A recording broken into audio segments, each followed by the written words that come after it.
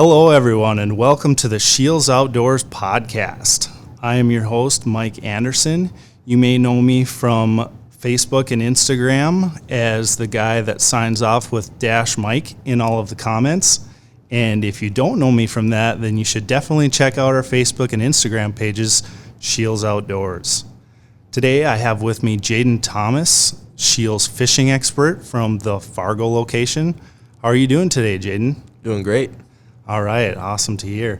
So me being on social media a lot, I see a lot of your posts, and it sounds like you've been catching a lot of fish lately. So, tell me a little bit about the tactics you've been using to get on the fish.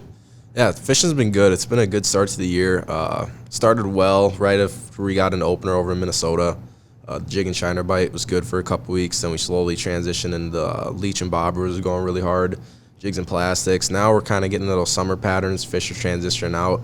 I was just out this last Wednesday, and I found fish in 10 feet of water. I found them in 20 feet of water. I found them in 30 feet of water. I mean, they're everywhere right now. It's kind of one of those times of the year where everything's going, and it's really a matter of how do you want to chase fish? How do you want to catch them? Okay, that's a lot of fun. Yeah, being able to use different styles and tactics. So you'd say the fish have, definitely scattered out from the shallows and are hanging out all over the lake now, right? Yep, you still got a few fish that'll be shallow all year long. Don't get me wrong, but majority of your fish now are probably in those intermediate depths at around that 15 to 25 foot range. And they're definitely spreading out a lot more now. You're not finding them as consistently grouped up as you would like, but you're just seeing them scattered out over large areas.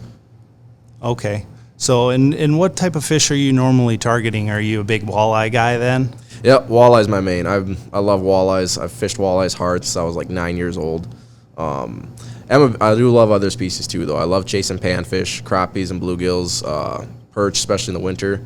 I do musky fish a lot, not as much as I used to when I was younger. I've done a lot more walleye tournaments as I've gotten older. My walleye tournament season usually runs from like May, September. So usually bulk of my musky fishing is done in the fall. Okay, cool. So what excites you the most about chasing after walleye? Why are those your favorite species to target? So how I grew up fishing, I grew up fishing over near Lake Park of Minnesota, Detroit Lakes area, Otter counties. Fished a lot of those lakes. But when I was younger, I didn't have a boat. So I was always fishing from shore, fishing from docks. And a lot of what I caught was always bass, panfish, pike. And I loved them, but I didn't really know about walleye. Walleye were kind of a secret to me until I started hanging out with some of the older fishermen in my campground where my grandparents had a camper at. And I'd always see them come in. I'd see them leave early in the mornings, 5, 6, 7 a.m., trailer their boats, leave the campground and go to Lord knows what lake. But then they'd always come back about 2 or 3 p.m. I just see them with live wells full of walleyes, and I didn't know what a walleye was. I didn't know where you caught them. I just knew they're hard to catch, and you could rarely get them from shore. They were deep water, offshore fish. It wasn't until I was about 9 years old, there was a gentleman in my campground who started taking me out, kind of took me under his wing and showed me the ropes of walleye fishing, gave me the book written by in-fisherman and the Linders, Walleye Wisdom. I read it cover to cover in 5th grade. It really kind of opened my eyes to the world of walleye fishing, how difficult they are to catch. They're kind of this crown jewel of fish in the Midwest here. They're good to eat, they grow big, they're difficult to find, they can be finicky. There's a challenge in that. I like that because, no shade to anybody, I just kind of got overfished for panfish or bass. I could see them, and to me, they were pretty easy to catch. I could see what they were doing in the shallows, how they cruise, how they'd react to my baits, and different presentations I'd throw to them. But walleyes being such a more deep water offshore fish, when I go fishing for them out in the boats, I couldn't see what they were doing. I really had to kind of put the puzzle together just to get bit and then try to land them and find them consistently. It was a challenge. So to me, that's what always intrigued me about walleyes. Just when you think you got it figured out, they throw you a curveball. They can be finicky one day. They can be chomping on everything the next day. They could hang out in the same area for a week. Then you go back out there and they moved across the lake to a different spot. So that's what drives me about walleye fishing. There's always something new to learn. There's always a challenge. You never know what to expect. Mm-hmm. Yeah, I have to admit, walleye is my favorite species to target too, for exactly the reasons you said. I mean, you can be catching them one day using a tactic, and then you try the same thing, and then the next day you can't get a bite.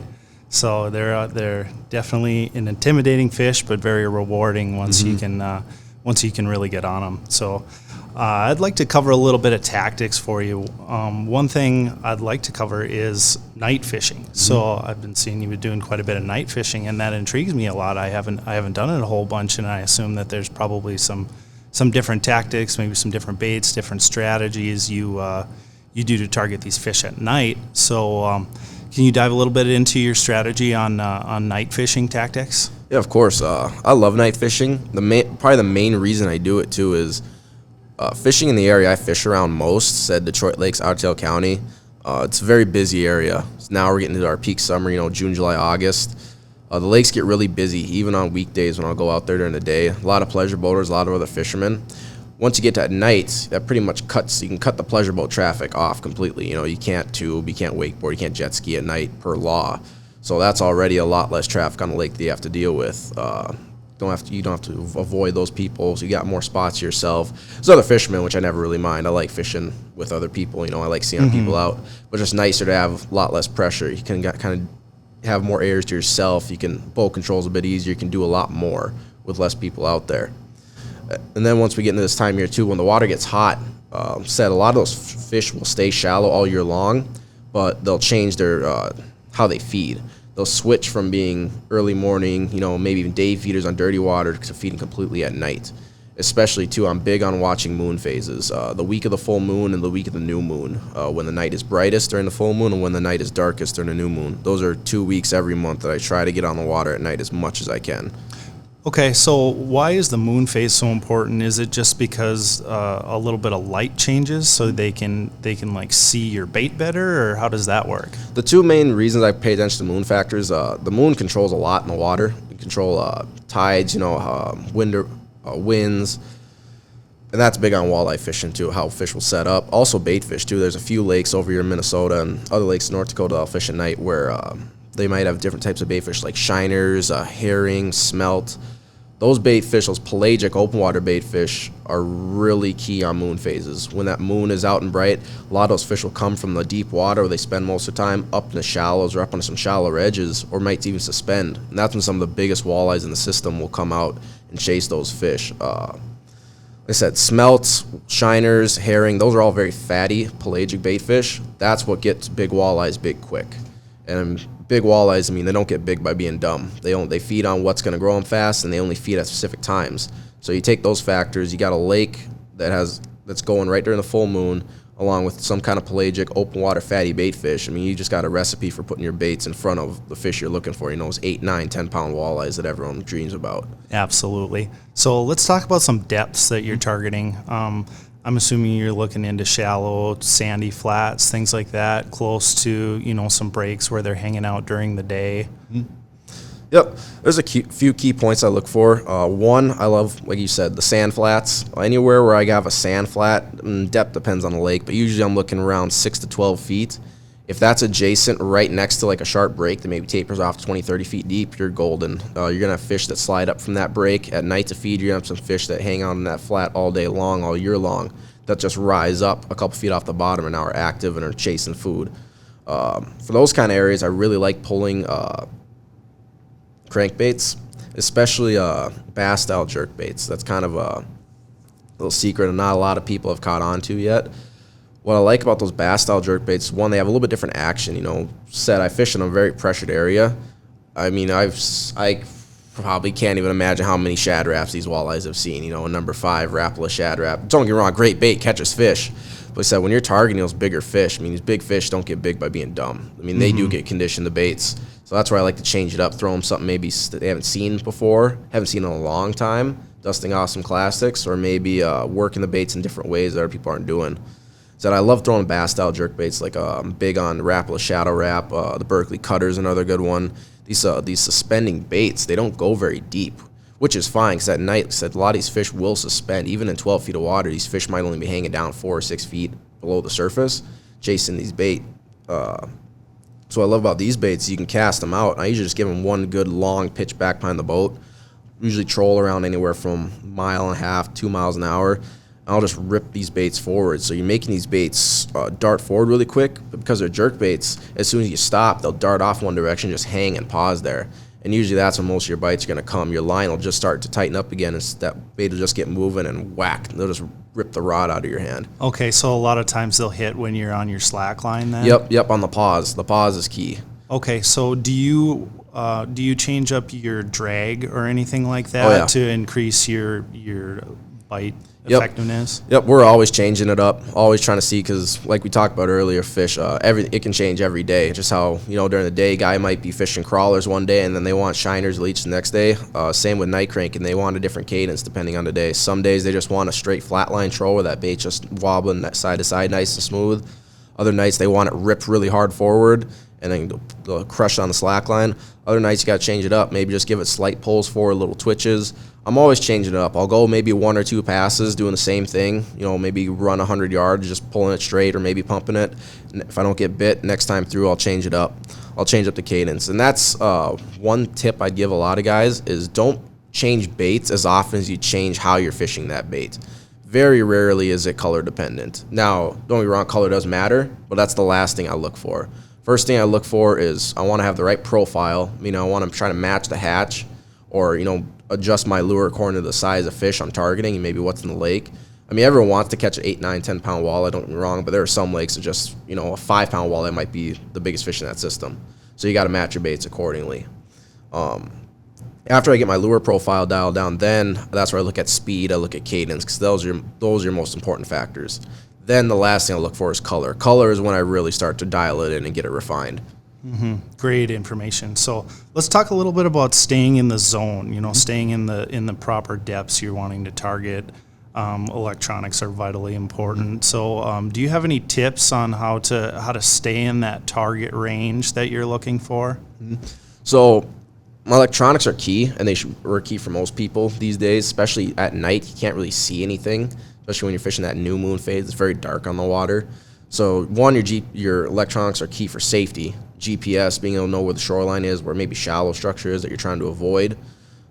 Very important. Next, what I look for, I like using my GPS to be able to highlight key depth areas so I can stay in that zone. I run Lowrance, so I run like the CMAP Lake Insight chips. I'm able to highlight different depth zones. So maybe there's a shallow water where my boat, I don't want to put my boat at all, 3 feet and less, I'll highlight that in red. That way I can avoid those danger areas. Then let's say the zone where I'm catching most of my fish is 9 to 11 feet. That I can highlight in any color I want, say green, for example. Now I know the whole lake, I can quickly zoom out, scan the whole map, and look for these big areas in green, 9 to 11 feet, that I can target. Because when trolling at night, or trolling period, you want decently sized pieces of structure to troll along. It's kind of gets annoying trolling a 20-yard section, reeling up, throwing back out, trolling it, reeling back up. You want long runs. That way you can have your bait in the water as long as possible and put it in front of the most fish as possible. Other reason I like big piece of structure, they're going to hold the most fish too. Mm-hmm. So you touched a little bit about different colors on your electronics. What's the term for that again? Is like depth contrasting? Yep, depth shading. Custom depth shading. Yep, that's the one. Yep. And pretty much every electronic brand has it out there these days. Hummingbird's got it with Lake Master chips. Garmin's got it. Lowrance has got it. I just happen to be a Lowrance guy myself. Okay, gotcha. And now out of the box, these electronics don't have the color contrasting. So can you walk through a little bit about how you set those up, what you like to do? Yeah, so like I said, I run Lowrance, so everything I'll talk about is for Lowrance. I run Lowrance HDS Lives, and I run the CMAP Insight chips. So I just plug my chip in, and it's in your map settings. If you go into your settings, you can go into display options. And there's a depth shading option, and then you can go custom, and that's where I just select my different depths with the right colors that I want. Be able to totally have a custom depth shaded map for pretty much anywhere I go. Okay, perfect. Great information. And if you need more information on this, feel free to stop by your local SCHEELS store. Expert like Jadyn will walk you through the whole process for exactly what type of electronic you're using. Obviously he's using Lowrance, but this is applicable for Hummingbird, Garmin, whatever. So just feel free to stop into your local SCHEELS and we'll help you out. Come on in. All right, Jadyn, so another question I have for you regards the loudness of the motor and, being in shallow when you're doing this night fishing. Do you ever worry about fish being spooked by the boat? And if so, how do you combat that? That's a good question. It's kind of a loaded question with my answer here. It really depends on my conditions. It's kind of like during the day. If I'm fishing the shallow water, the more wind I got, the more stuff getting torn up, the more room for error you got. So if I got a decent chop, 1-2 foot chop breaking up the water, I don't worry too much about my boat spooking fish or the loudness of my motor. Mainly because, too, I'm usually long lining when I'm up this shallow, too, even if I'm in dirtier water. Just like having my line way back. That way, the farther you have your line back, too, the more room for error you got when you're making, like, turns and passes. I can avoid structure. If, say, I come up too shallow a bit, I can just quickly pull my boat out a little bit deeper. And I'll also adjust my line. I'll pull my line out deeper before it has a chance to run into that shallow, snaggy cover. But as far as loudness goes, I really only worry about it when I'm getting super shallow, I say less than 10 feet. And if I have no wind on a very bright night in clear water, because the full moon will act just like the sun. It'll cast a shadow for your boat if you have a very flat, calm night during a full moon, and that will spook some fish. That's where instead of maybe running my main outboard or a kicker motor, I will run the trolling motor. Now, I understand a lot of guys may not be running 80, 112-pound thrust motor that can go all night. Even me, on my fiberglass boat, I run a Minn Kota Altera. If I run that at full speed, trying to pull cranks 2 miles an hour, I might get 3-4 hours out of it, which is good. It's a good run. I mean, if the bite's hot, I want to be out there all 8 hours of the night. It's only half a night of fishing, Mm-hmm. So there are other ways I'll get around that. I've seen guys where we want to go slow enough with our big outboard engine, we'll hang drift socks off the front. That way you can troll down less than 2 miles an hour and keep our baits at the right speed that these fish are willing to chase them at. But as far as noise go, I'm not too concerned about it. If you are, I would just tell guys, you can use different tricks. You can use a trolling motor, you can long line, just whatever you got to do to get those fish to bite. If you're worried about them spooking, just let out more line. Maybe you can use planer boards too to get your baits farther away from the boat if you feel like you're spooking them, but I'm usually not too worried about it. Okay, good to know. So you touched on the importance of your cadence and being in the right area, and you'd said color is a little bit less important, but it is still important. Mm-hmm. So there's a lot of different colors out there. I mean, you can walk into a store and there's thousands of different baits and sizes and colors and things like that.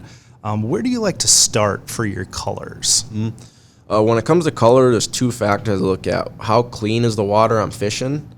And I'm specifically talking at night in this aspect. And then I also want to know how bright a moon am I going to have that night. If I'm fishing really clear water on a full moon, bright night, I'm going to want metallics. Something's going to reflect a lot of light. Just like when the sun's out, that moon is going to throw a lot of flash when you're throwing those baits. So clear water, full moon, I look at like silvers, blues, purples, metallics, really natural colors. Now, if I'm fishing clear water and it's new moon, very dark night, then I'll switch to like dirty watercolors, something really gaudy, like a fire tiger, the clowns, pink, chartreuses, something that's going to stand out really well so those fish can track it down. Same goes for then if I'm fishing dirty water. I like really gaudy colors, something that's going to stand out really well, have a lot of flash to it, like golds, again, fire tigers, chartreuses, pinks, hot steels, those really gaudy, vibrant colors. Another thing I'll look for, too, is maybe match the hatch. If there's a big perch bloom on a certain lake this time of year, when I've seen clouds of bait fish, I'll try to match what I'm catching, what the fish are feeding on.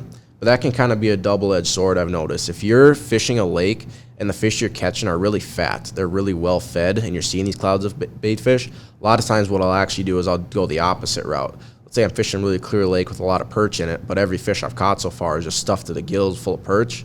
I mean, if these fish want to eat a perch, they can just open their mouth and swim blindly. They're going to eat perch. So that's where I'll maybe throw on something a little different that stands out from those perch. If I seeing tons of perch, instead of throwing on, a hot steel fire tiger, I'll throw on, the brightest pink and purple lure I got, something that's going to stand out really well. Now, vice versa, if I'm catching a lot of fish, but they're really skinny, they're not well fed, I'm not seeing a lot of bait, that's where I want to match the hatch down to a T. That's where I'll throw on a yellow perch or a hot steel or a fire tiger. Because those fish, they're hungry, they're looking for what they're used to eating because they're not finding it anymore. Okay, great information, great. So night fishing, try it. I mean, you might not hit the quantity that you would during the day or during your evening bite and things like that, but the quality is definitely there. Night times when the big girls like to come out to play is what I've noticed. Perfect. So one other thing about night fishing is just the timing of it. So, a lot of people, don't get into fishing as much because they just don't have a lot of time. They'll be, pulling their kids on a tube or watching them on a lily pad. But, this can really be your time to get out and have it to yourself and catch some fish. Mm-hmm. Like you said, you might spend the day at the lake, hanging with the family. You know, you have friends over, taking pontoon rides, boat rides, pleasure cruises. You know, you're doing your dad or parent thing, pulling kids around a tube. Then, you know, after supper, take a quick little nap. If you're on the water by 9, 10 o'clock, that's perfect then. That's just your time to hang out, fish, enjoy your time with buddies. Maybe you and the wife can finally get out, spend some quality time together. There's no chores to do. I mean, no one's going to mow the lawn at night, at least no one that I know.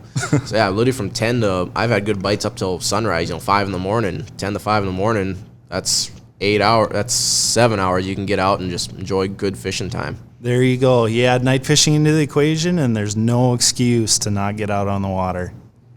Let's switch gears a little bit. I want to talk about some day fishing tactics. Now, in particular, I'd like to talk jigging wraps.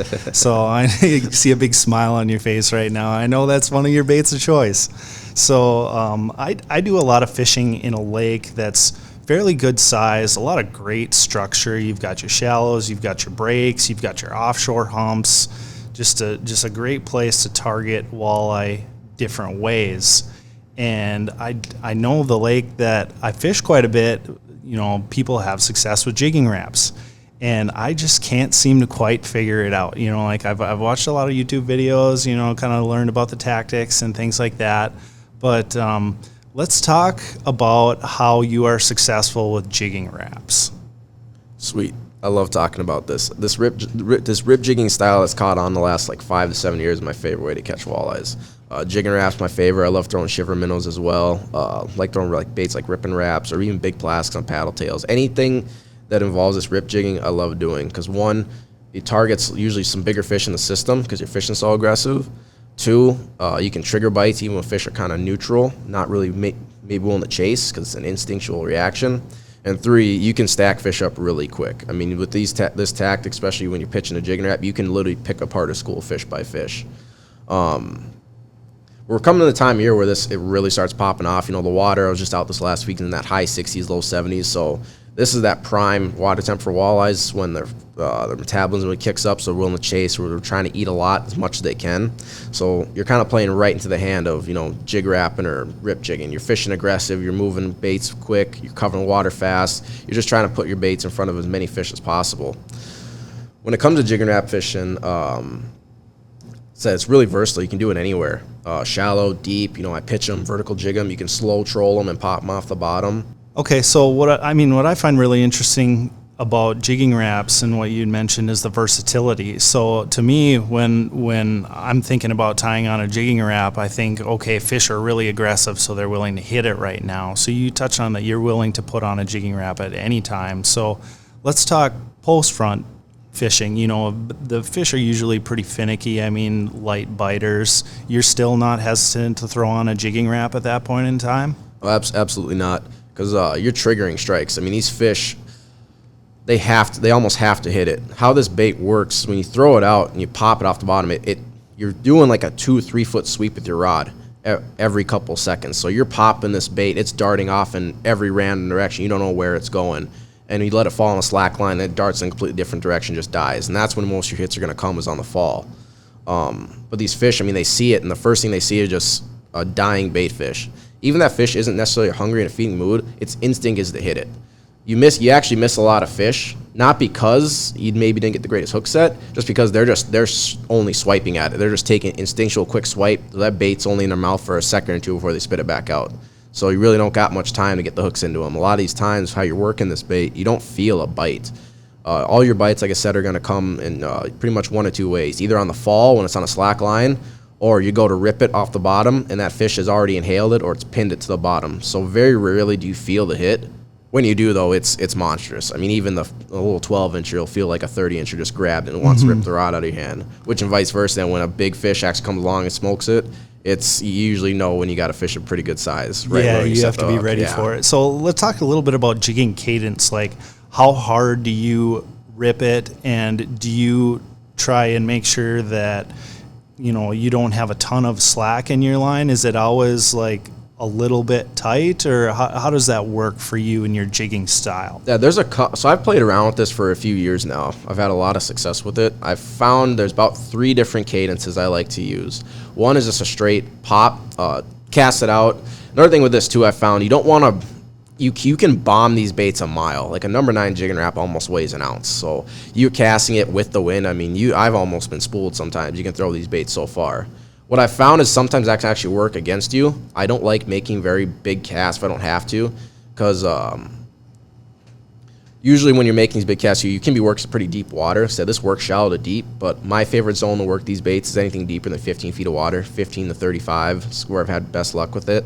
When you're making such big casts, deep water, you have a lot of line out there. There's a lot of distance between you and the fish. Even when using a no-stretch line like braid, like I like to use, and medium light with an extra fast tip, even though you have a lot of quick reaction and no stretch, that's a lot of distance between you and, let's say you got a 5-pound wall on the other end. And you have very small hooks on these lures. These are originally ice fishing lures, so the hooks on them are very small. You have a small one off the front, small off the back, and only like a number 8 size treble hook on the bottom. So you're not getting a whole lot of you're not getting a big piece of this fish's mouth when you do get the hooks into them. So on such a long cast, it's even harder to get those little tiny trebles into the meat of a big walleye. A big walleye gets a pretty thick mouth when it gets to considerable size. Even the smaller ones, the top of the walleye's mouth is all bone. It's very tough, so it's hard to drive those hooks in from such a long distance. So really, I only just like to lob it out there, maybe 20, 30 yards the most. I like to cast it out.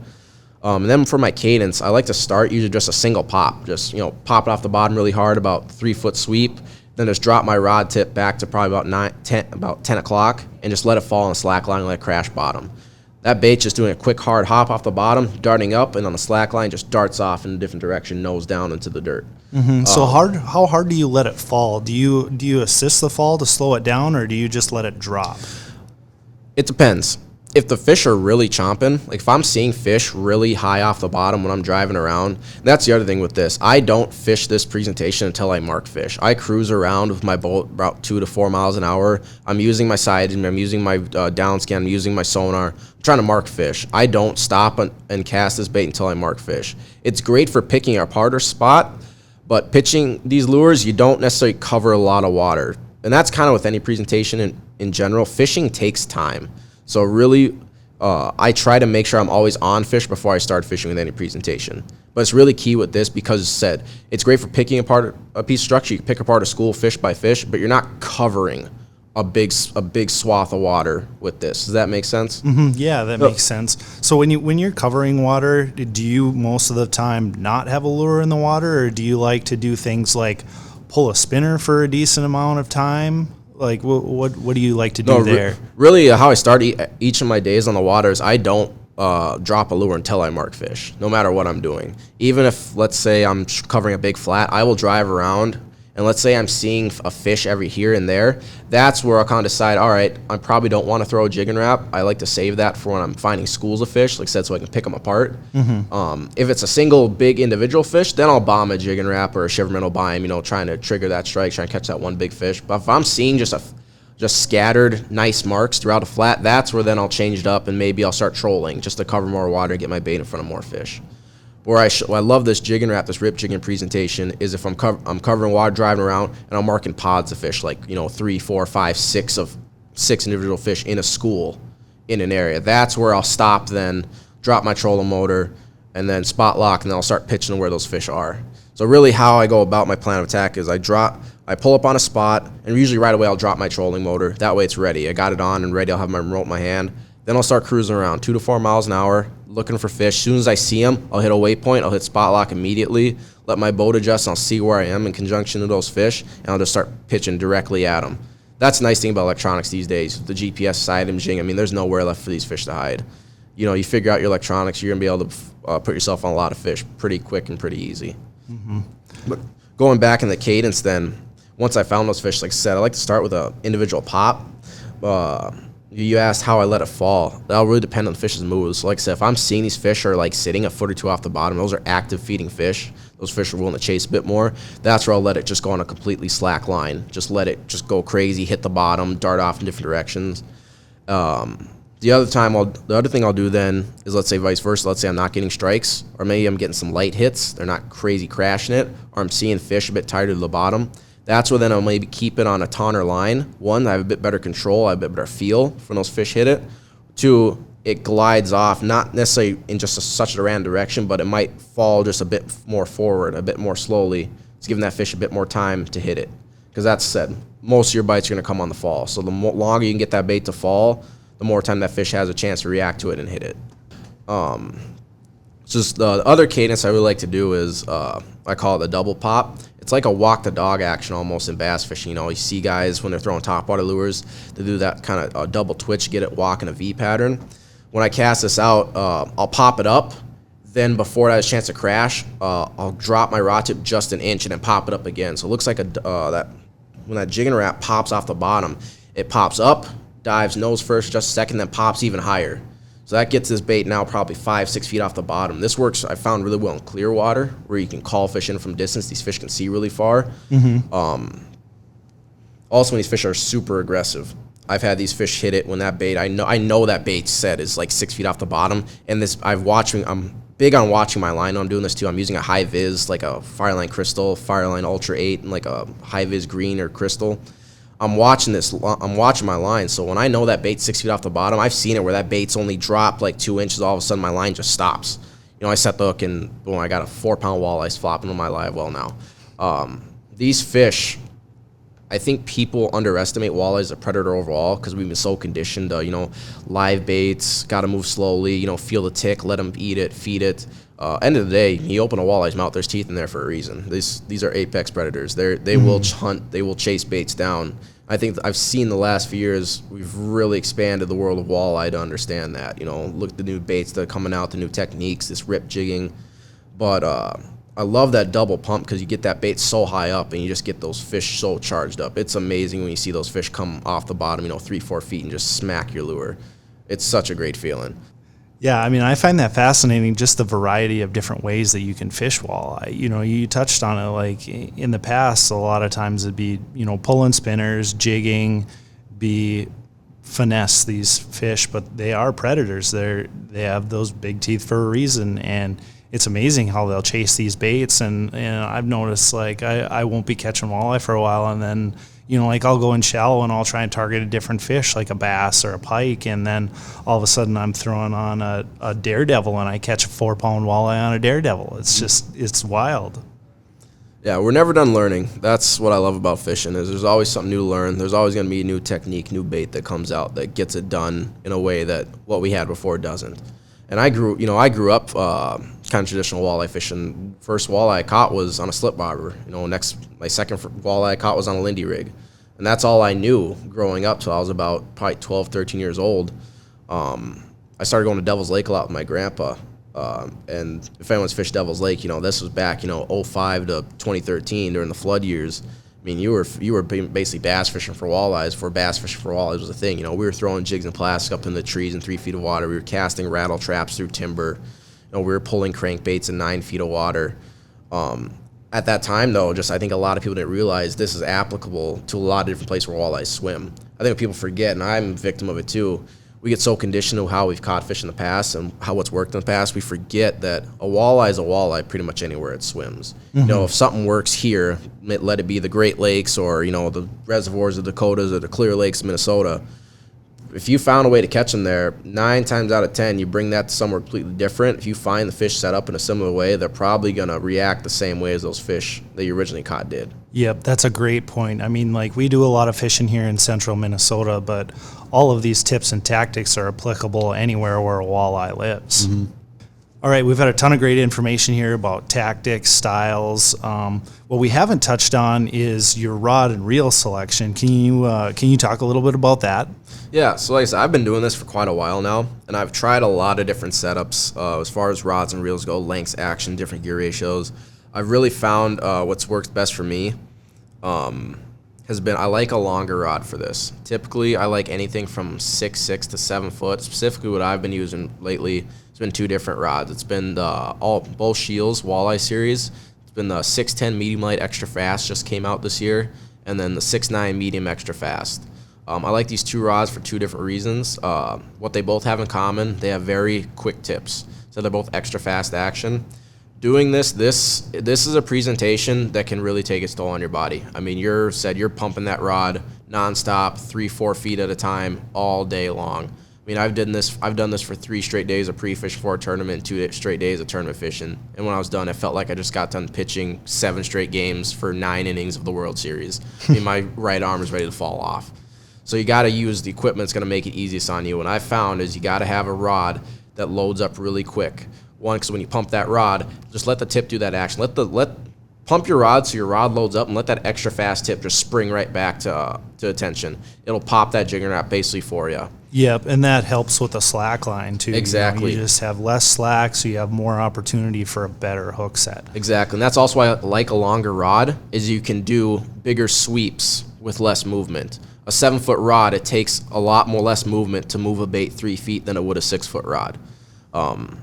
The third part of it that goes into when choosing a rod, I usually lean towards something that's really soft. Like you heard me say, I like a medium light. A lot of guys might think that's a little underpowered, for all this rip jigging. Like I said, number 9 jigging wrap weighs an ounce. Mm-hmm. But the reason I like a medium light, your hookup ratio is going to be so much better. Especially, I like to use braid.